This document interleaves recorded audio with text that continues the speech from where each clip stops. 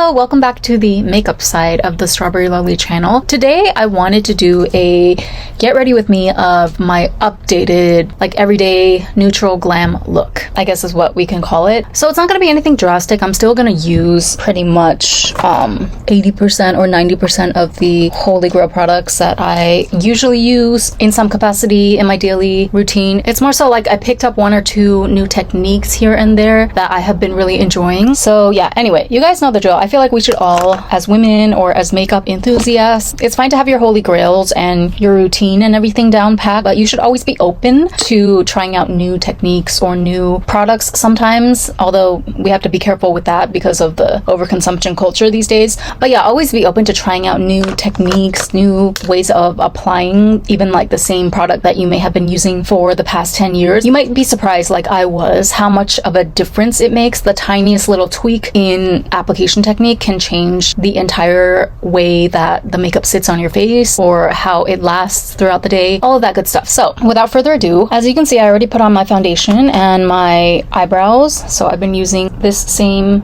Florasis Flawless Jade Natural Radiance Longwear Cushion Foundation pretty much non-stop. This is actually my second cartridge. It came with two, so after this one's done, I might be able to try out something new, or I don't know. I actually have my eyes on the Chanel Le Beige foundation, the one that's like really sheer and almost a tinted moisturizer. I've been hearing really good things about that, so if and when I run out of my current stock of foundation, I think I might just go ahead and get that one, because yeah, when it comes to like your base makeup, like foundation that's gonna go all over your entire face, I don't mind splurging for that. All right, so for eyes, we're gonna keep it really minimal, perhaps even more minimal than usual. So just gonna prime as usual with the Tone Activator Primer from Kaleidos.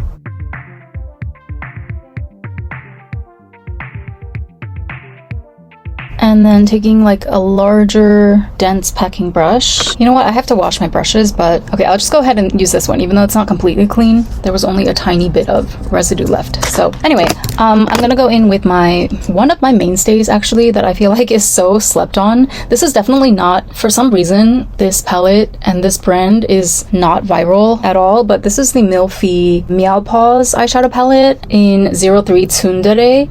And there's something about this pinky brown milk tea matte shade that is just so complimentary, I feel like, to my face's natural color palette, like my undertones and everything. I've never come across a shade quite as perfect as this one, as kind of just like an all-over go-to base shade for my lids. Despite all of the many copious other palettes from other Asian brands with similar color stories, this one, I don't know, just the fact that it's neutral, but it has this really satisfying smoky undertone. Ooh, the sun is coming out. It's just never been replicated by any other palette that I own. So that's why I always find myself reaching for it. I'm basically just packing it all over my lid and leaving the center a tiny bit open because we're going to go in with like a shimmery liquid eyeshadow for the top coat. And I'm gonna bring it down like a third of the way to my under eye area as well to add a little more dimension. And it's gonna especially help to pull together the tear bag makeup that I'm gonna do later. Pretty much for any type of like daytime activity, work or networking events, whatever, even lunches with people, I typically just stick with one shade. If it's a nighttime event, I'll go in with a little bit of this coppery brown on the outer corners of my eyes. But you know, one thing that's consistent in Asia that I've just kind of had to concede to as a reality over the years, I feel like it or not, I kind of just have to accept that this is how it is. So what I'm getting at is the fact that women here really just do not wear a lot of heavy or colorful eye makeup. That can be said of pretty much all of East Asia, but since I live in Japan, you know, we're gonna talk about Japan in particular here. And it's not a matter of like me not feeling comfortable to wear colorful makeup or interesting makeup in public. I do sometimes experiment and go a little bit bold, especially with the glitter. Whenever I'm going out, typically for like a nighttime event, that's when I'll feel more comfortable to wear bold colors. But for daytime, everyday, you know, like corporate, lifestyle, business related things. I kind of just had to like come to terms with the fact, and I've already known this for a long time. This is not a new realization or anything, but it's just the fact that like you are treated better. It's a snap judgment, you know, like when people see you and you have quote unquote tasteful, barely there makeup on, they automatically look more favorably upon you. You're seen as automatically more sophisticated and classy and whatever. You can definitely wear makeup, you know, you can do a full beat, so to speak. Foundation, blush, eyeshadow, lipstick, the whole 9 yards, but you have to make it look, for lack of a better term, as natural as possible. Like it has to be almost undetectable, because that's what Asian society and Japanese society in particular as well values. That's the reason why plastic surgery is so popular over here. On a really subconscious primal level, people here put more stock into effortlessness, or at least the performance of effortlessness, over somebody that put in a lot of effort, meaning that as much as you are able to make yourself look like you're just naturally beautiful and radiant, and you know, even though you might be doing a million different beauty procedures and spending hundreds of dollars on the best formulas and everything behind the scenes, as long as it looks like you woke up like this, people will just automatically, on a primal level, they're just going to give you more reverence, you know? I mean, it's probably rooted, like many things, in misogyny at the end of the day, but yeah, as opposed to like if you see someone with a really intricate, really colorful eyeshadow look, if it's executed really well, of course, there are a certain set of people that will appreciate that, like especially other creatives or other makeup enthusiasts. They will find it, you know, impressive for sure, and they might even compliment you overtly on it. But deep down, like at a subconscious level, I'm talking about when you're out there in society at large, not just on social media. Like when you step out onto the public trains, into the public areas, the luxury hotel lounges and places that I like to frequent lately, no matter how well it's done, if you step out in loud makeup of any kind, right? It doesn't even have to be, I'm not talking about like rainbow makeup, as long as it's, you know, deeper colors, or if your eyeshadow just happens to be a little bit more smokier than they're used to seeing on women in this city, then automatically at the subconscious level, they're gonna categorize you as like, I don't know, lower class, for lack of a better term. Sorry, just to clarify, so it's not necessarily that you're seen as low class per se, but like for example, if you meet a guy and you're wearing colorful makeup, and this is probably true to some extent universally, I mean, that's why for the most part, women in professional circles or elite circles, what have you, typically skew towards more neutral tones in their fashion, neutral one color nails, things like that. But yeah, like say you have a guy and he sees you with your colorful fun makeup, more than likely he's gonna automatically categorize you as like a non-serious girl or a fun time girl, you know what I mean? If he sees that you have colorful eyeshadow on, which is asinine, of course, but I mean, this is the society that we live in, and especially in a place like Tokyo or Asian cities in general, I feel like, yeah, obviously there's a level of like, as long as you look refined or chic, you can obviously play around with fashion a little bit, but if the makeup is too bright or too gaudy, as they say here, then guys in particular are automatically gonna think like, oh, she looks like she's down for a good time. They're less likely to take you seriously. They're gonna see you as like, I don't know, a party girl or something, which again is so stupid, but I can't control the fact that that's people's initial reactions to yeah, like girls that wear a lot of makeup or that always have funky colors and funky nails and accessories, things like that. I can't control the way that most people, like 99 out of 100 times, are going to respond at a primal level to that type of a presentation. And since that's not the type of treatment, that's not the type of consideration I'm looking to get from most people when I'm out interacting in public, then I have to strategize accordingly. And you might think that it's sad that I have to censor myself down to the makeup that I wear, but I don't think of it that way. I like to flip it around and think of it as more of, you know, me taking charge and me making sure that people know that they have to come to me correctly based on how I decide to present myself, aesthetically speaking. And me personally, I'm trying to benefit as much as possible from my look every time I step out of my house, if you know what I mean. So I'm going to naturally align my makeup strategy to the type of look that garners the most privilege in society, if that makes sense.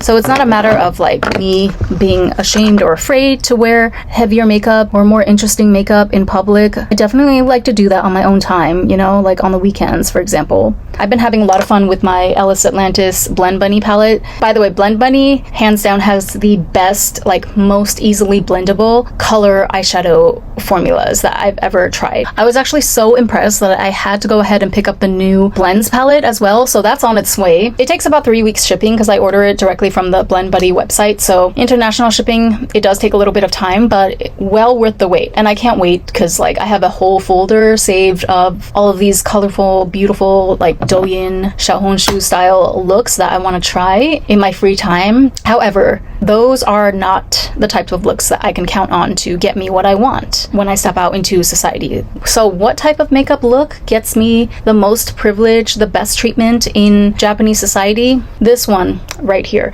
Unfortunately, that does mean going very minimal on the eyeshadow, but you know what? There's different looks and different techniques for different occasions. I can enjoy doing my colorful creative looks and whatnot on the weekends on my own time, but when I'm going out, like today, I'm not sure yet because I'm kind of tired, to be honest with you, but I was thinking at some point I should go to, there's a lounge in the Imperial Hotel that's actually pretty reasonably priced as far as the 5-star hotels here go for like a lunch set. And looking at the room and the seating arrangements, it looks like a place that I could comfortably maybe bring my work laptop to and do a few hours of work while I'm enjoying my afternoon tea. So yeah, I've been on the lookout for more places like that, just more excuses for me to go outside and make sure that I'm seen. So in those scenarios, I definitely want to give off a certain type of effortless, sophisticated, classy, whatever you want to call it, vibe. So unfortunately on those days I have to go minimal on the eyeshadow because colorful, complicated eyeshadow definitely just connotates low class in Asian society in particular. As sad as it is, that's just the reality. So we're just gonna adjust our strategy accordingly to the reality of the situation. You get what I mean? Right, so basically I'm just gonna finish off with a little bit of this RMK liquid eyeshadow, the Lid Impression liquid eyeshadow in number, and this one has like very, very demure micro shimmers in it, which makes it again perfect for the sophisticated vibe that I'm trying to portray. So I just put a little bit. This one dries down pretty quickly, so I have to like make sure that I blend it quickly. But yeah, I'm just putting that in the center of my lid, and it dries down kind of like almost semi-matte, but because it has glitters in it, it's still gonna give me that slightly luminous quality that I want. What I love about this formula is that it stays on all day. Like it does not flake off whatsoever. It just stays put wherever I apply it initially. Honestly, as far as like glitter and shimmer goes, sometimes I do still go ham. I think it's okay to like add more layers of glitter. So case in point, since we're here, let's just add another layer of the Can Make Lame Mania. Certain types of glitters, you know, micro glitters, high shine, clear base, for the most part, I think it's totally fine to add more because you're just adding like sparkle, which naturally draws everyone's eye towards you without doing too much, you know. It's not like you're wearing bright blue eyeshadow. But yeah, sometimes even the glitter I do have to be mindful of because again, if I'm going into the office, for example, you know how awful and unflattering that corporate lighting can be, and that beautiful reflective shimmering glitter that you applied at home, all of a sudden the office lights just somehow make it look like you have dust on your lids. It's really, really an incredible phenomenon if you think about it. But yeah, so that's as far as I go for the top of my eyelid.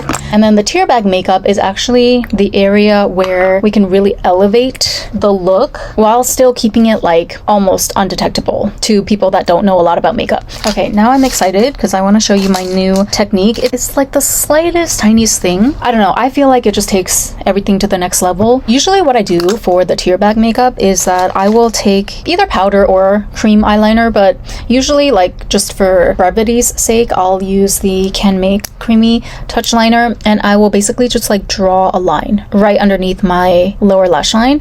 and that will be like the first line of the tear bag illusion. Or if I'm doing it with powder, in the past I would always take a really sharp angle brush and use that to, again, like follow along the lower lash line to give me definition along there. But I realized that actually a lot of times, more often than not, that comes out looking kind of harsh and obvious. Because if you think about it, whether I'm using a precision creamy liner or powder, but with the sharp angled brush for the application, it's gonna come out looking really, really sharp, right? So it looks really like obvious, for lack of a better word, that I am drawing a line there to define my lashes. So what I figured out instead, I bought a set of these really tiny precision brushes on Shein. So instead of a really flat, razor thin angle brush like this, if I use a brush with a more rounded tip that's a little denser but still very small like this, I can get the same level of precision. So I'm just going to use the same shade here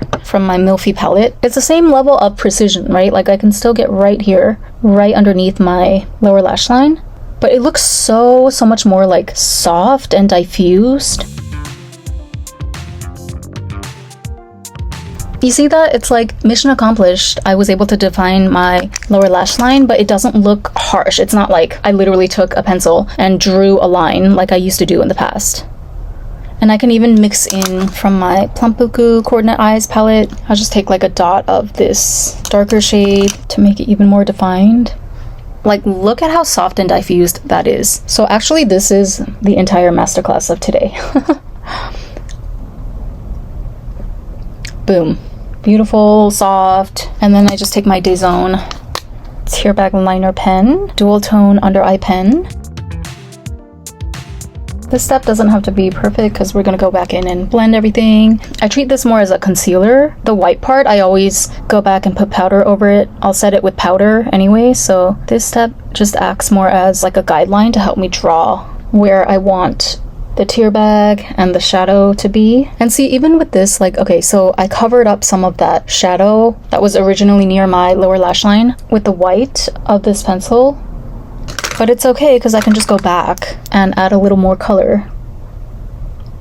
And like, it's not heavy, it's not gonna gunk up because it was such a soft, you know, feathered layer in the first place. I'm telling you, you guys, the actual makeup artists, the real makeup artists on TikTok and YouTube have been screaming this at us since the beginning of time, but it really is like more worth our while to focus on technique more so than just chasing down the newest viral product.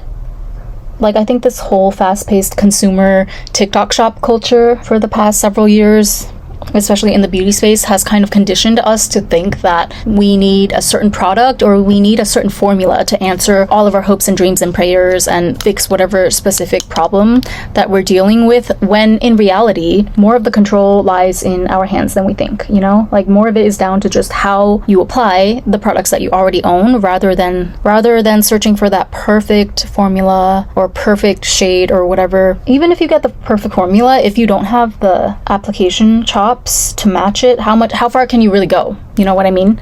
Like, can you even use the product to its fullest potential if you don't work on your technique? Look at this. This is my new and improved tear bag makeup, and I feel like for the first time, I feel like I look like the after filter version of all those girls, all those douyin looks in Xiaohongshu. It's like the after filter version. Look at how soft and diffused and seamless everything is. And we haven't even finished yet. I gotta put on the top eyeliner, which honestly, if I was really dedicated, which I fear I might be, but not...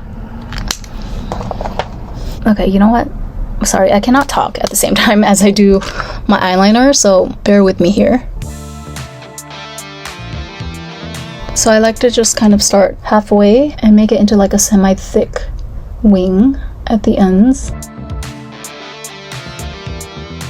So for my next challenge, I also want to improve on my top eyeliner technique as well. We're not going to do that today because I have limited time, but like later on, maybe for a different video, I want to combine my liquid shadow, or no, my liquid liner with eyeshadow to make it look less harsh. But for now, it's fine. I don't think this looks bad, you know, it's just kind of like a classic sharp wing. But I also, like, I've seen a lot of girls use eyeshadow to soften up their wing liner, and I really like the effect, so I want to try it on myself. at some point. Okay, so for lashes, we're gonna keep it very demure. Okay, very daytime with these individual clusters from Shein.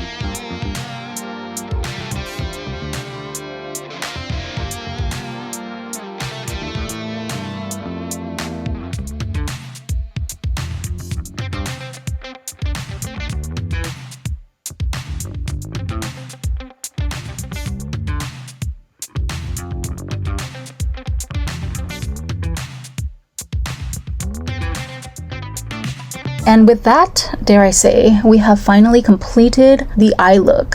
If you didn't just sit with me for the past 15, 20, however many minutes that I'm able to edit this video down to, if you didn't sit with me and you didn't know much about makeup and you just saw me out and about walking, you would be like, oh, she barely has any eye makeup on. And yet everything is just popping the way that it needs to. The tear bag is popping, the demure glitter is glittering. Like, the focus is not on the makeup. The focus is on how well all of the little tips and tricks and techniques that I did, how well I was able to accentuate like the best parts of my features, or my eyes in this case. That's what I feel like I finally cracked the code with, especially with this kind of new and improved tear bag makeup. I mean, look at this. This is completely seamless. Like, you can tell there's makeup there, but it's just so natural looking. It looks like natural shadows around my eyes. It doesn't look like I just took an eye pencil and drew a bunch of lines everywhere. Like, no, everything is blurred. Everything is like filter level quality. I'm obsessed, okay? And I implore you to try this out, especially if you're like me and you're the type of girly that has like, your eye shape naturally is not necessarily the most conducive to those douyin eye bag looks. Because oftentimes the douyin looks, the girls in those tutorials, they naturally have like more deep set eyes or more pronounced features. But if you have really, really flat eyes like me, for lack of a better term, or more like delicate looking ones, to where there's just not a lot of definition naturally in its natural state, then I implore you to go try this technique. Go get yourself a tiny precision rounded brush. It doesn't have to be this exact one. You can get like this one too. But yeah, don't use a sharp angled brush anymore to fill in that shadow underneath your lower lash line. It doesn't work out well. It looks very uncanny valley if your eye doesn't naturally already have those crevices and valleys and peaks in its natural state. You know what I'm trying to say? Okay, I could go on about this forever, clearly, but we got to move on to blush. So I feel like I've been obsessed with and consistently using Barbie pink blushes for the better half of pretty much the entire first half of this year. So like, case in point, this type of a pink, or even more cool tone in a lot of cases. I've been loving that. But then for the past month, especially after I did that video trying out the Painted by Esther melted blush technique, all of a sudden it changed back to, you could say, because it's not a new color for me, but lilac is now my new go-to de facto blush color of choice. So with that in mind, I pulled out two of the most amazing lilac blushes from my archives that I had almost forgotten I even owned. They could not be further from each other on the price scale. Cezanne is like super budget. I think this one is probably under 500 yen or something crazy like that. The Cezanne Natural Blush, Natural Cheek in 14. And this one is more on the high end, department store end of the range, RMK's Pure Complexion Blush in 03 Lavender Lace. So completely different ends of the price spectrum, and yet they layer together so perfectly, especially now with this new transition blush technique that we're all hopping on. I feel like I discovered a jackpot winning combination. And the best part is I didn't have to buy any new product. So the RMK, like, I've had this blush for a while. I love it, but it's kind of on the warmer side.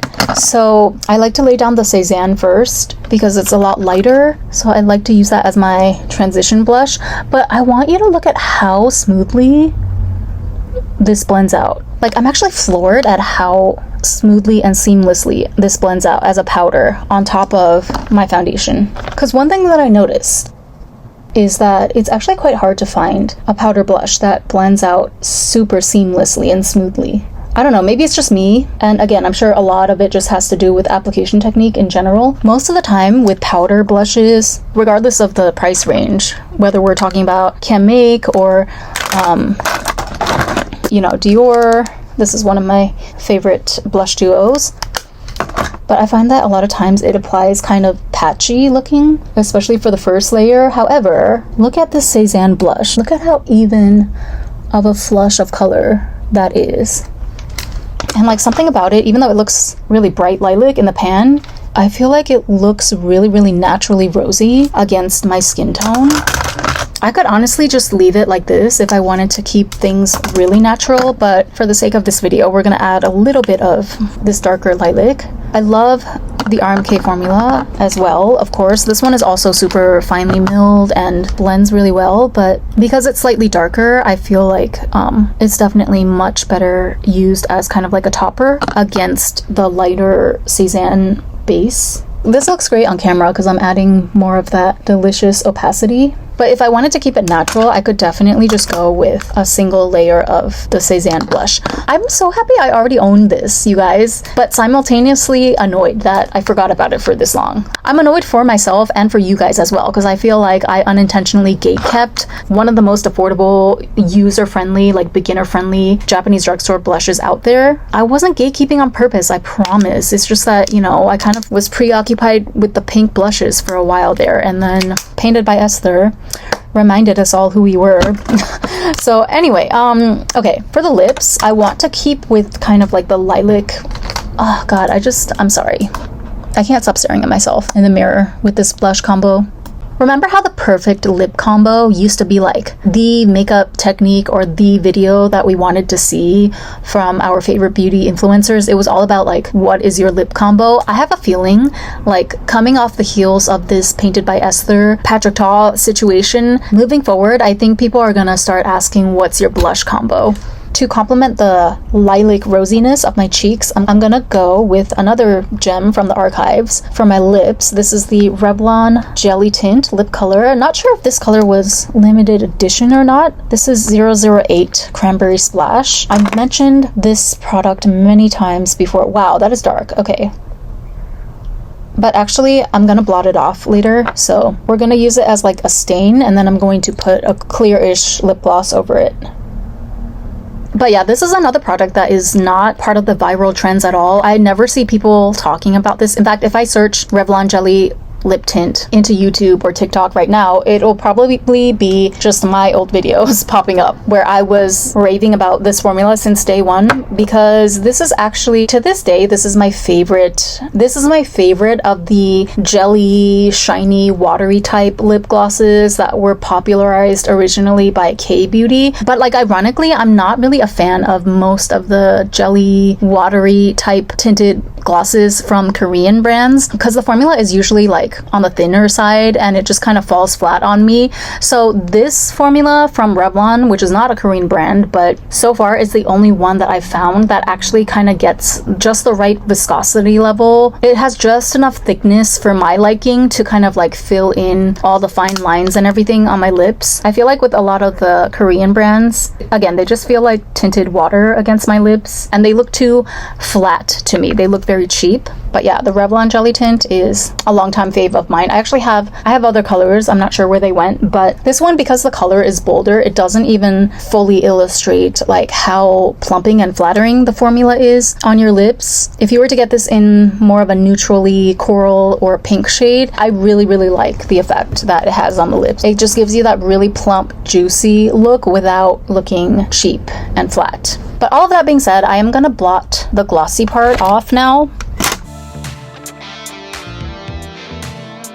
So this is a new way of utilizing this product for me, actually. I never used it as a lip stain before, but because the color is so bold, again, going back to what I said in the beginning of this video, even though there's nothing trashy or whatever about this color, but it's just not the tone of it, the berry, purpley berry tone, it's not commonly seen at all in these Tokyo streets, okay? So immediately, again, if I were to just step out with a full coat of this on, I feel like a lot of people, they just can't handle it, okay, at a subconscious level. Like, it would be distracting in a way that, like, not in a good way, not in a beneficial way to me. I want them to look at me and think like, wow, she looks so nice and put together, but I don't want them to think like, oh wow, that's a pretty loud choice of lip color. You know what I mean? Like, it's stupid that we have to consider these things, but it's all part of the strategy. You have to have a strategy for life. So I'm going to, yeah, I'm just gonna go over with like a clear-ish gloss. There's so many different ones that I could use actually. I'm trying to decide. I have this one from the ColourPop Rats collection, the So Juicy Girls Rule lip gloss, plumping gloss. That looks so pretty. I love the packaging and the glitters inside. I almost forgot I have this too. I hope this is like not too sticky. It's kind of sticky. Okay, that's very sticky. It's giving like juicy tube. You know what? I think I'm just gonna go ahead with I'm just gonna use my RMK lip gloss, lip luminizer, which I know for a fact is not sticky. This is actually a very, very comfortable formula. You know what? I'm sorry guys. I feel like the stain is a little bit too strong. Actually, now that I'm looking at it, this is like a very, very deep berry color, you know? I kind of want to make it more... Okay, sorry. I think I gotta just take this off and start over. Okay, so the stain on this is very, very strong, which is a good thing in terms of like long-lasting power. But yeah, you can see it doesn't want to come off completely, even though I used makeup remover. But this is closer to what I was trying to get to in the beginning, so we're just gonna go with this, and then I'm going to line a little bit with, this is actually a creamy touch liner. It's kind of in the same like cranberry shade. So I'm just gonna fill in lightly some areas around the perimeter of my lips.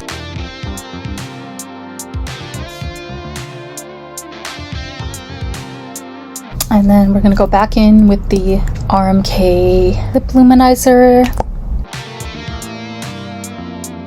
Okay, yeah, that was more what I had in mind. That's a tea lip combo, I must say myself. And then finally, so I almost forgot, but I've also been trying to force myself. Well, I don't want to say force myself.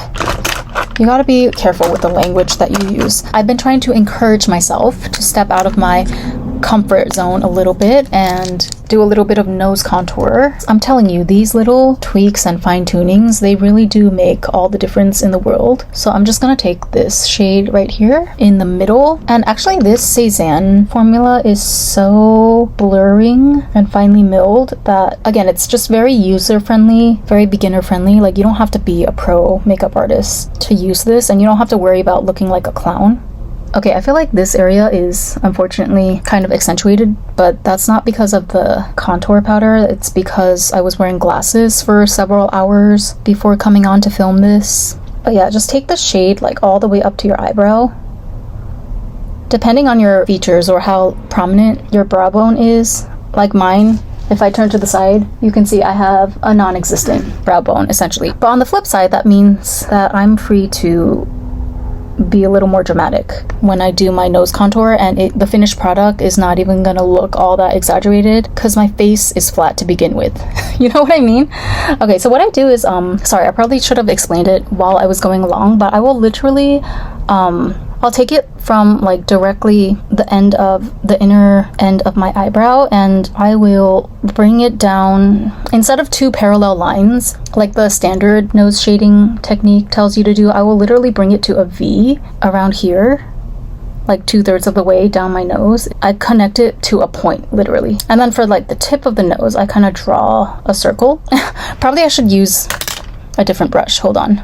Okay, I have no idea where all my brushes went. I need to clean most of them first of all, and I'm just going to use this one even though it's not the one I wanted. I was looking more for like a round dome shaped blush, but we'll just use what we have. So yeah, you see I took like the two lines on each side up to here in a V shape, and from there I'm just going to draw like a circle. This is my kind of like super casual version of the Douyin girlies nose contour technique. And then after defining the circle, I'll just like pull the shadow out a little bit to cover like this part of my nostrils, and then here too at the tip of the nose, like underneath, I'm gonna add shadow all the way up to here to give it a more shortened, you know, button nose effect. Oh my god, does this brush have eyeshadow on it?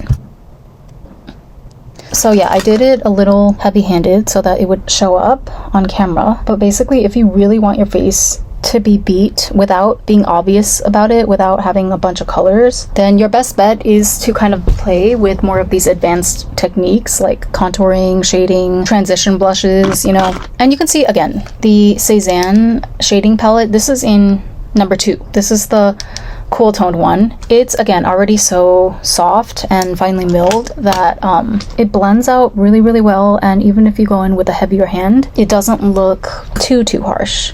Okay, my glasses indents right here are kind of bothering me, but whatever. Nothing I can do about those except wait for them to disappear. But yeah, basically this is the idea though, for a really snatched looking nose, especially Asian noses or any type of non-European nose, non-Caucasian nose. Honestly, I feel like this technique is a bit more flattering because it takes into account, you know, like the bulbous little round parts of our nose, instead of trying to change the shape completely and make it like this unnatural looking point. We're just tightening up all the areas around it and making the right areas pop with the right shading technique in the right places. So there you have it. That is my updated everyday soft glam makeup look. You know the saying, if it's not broke, don't fix it? That's how this look has me feeling. Aside from like switching out for a different lip color or maybe even a different blush color from time to time, this is pretty much my go-to template these days. I didn't expect for this video to be so long actually, but apparently I was just like really passionate about sharing my new tips and tricks, my new techniques that I picked up with you guys. So I hope it's helpful, and I'll link everything that I used in the description box as usual. And usually I don't like to contribute unnecessarily to the overconsumption culture that is rampant on the internet. So you guys know I don't really like to necessarily push certain products onto you, and I really like the trend that beauty content is taking as of late to be focused more on techniques and making the most of what you already have in your collection. But with that being said, if there's one thing that I would highly recommend you checking out if you're in the market for something like this, or if you want to just have fun and hop on the bandwagon with this new Painted by Esther transition blush trend. I don't think there's anything wrong particularly with like hopping on a trend and having fun with your makeup. That's the whole point. But I just don't want you to go out and spend an arm and a leg just in order to try like a new trend or a new technique that you can easily do with items that you already own in your collection or with a lot more affordable options. So if there's one thing that I could recommend to people who are looking to maybe try out the transition blush technique, definitely the Cezanne Natural Cheek N blush. This shade in particular, this is one of their more unique ones. It's so similar to the Dior blush that went viral a couple years back, and yet it's like less than 500 yen. You know what? I'm gonna look up the price now. If I remember correctly, Cezanne is even more affordable than Can Make. Oh, that's even cheaper than I thought. Can you guess how much this is?